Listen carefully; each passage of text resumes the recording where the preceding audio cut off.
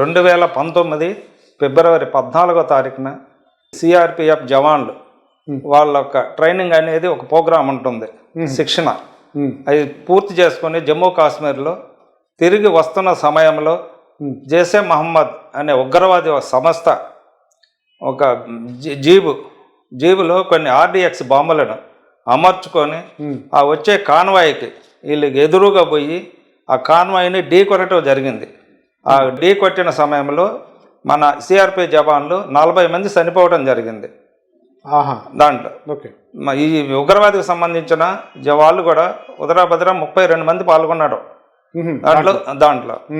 దాంట్లో కూడా ఒక మానవ బాంబు కట్టుకున్న అతను ఆత్మాహుతి దళం అతను చనిపోవడం జరిగింది. 31 మంది కూడా కొంచెం ఇంజూర్ కావటం జరిగింది.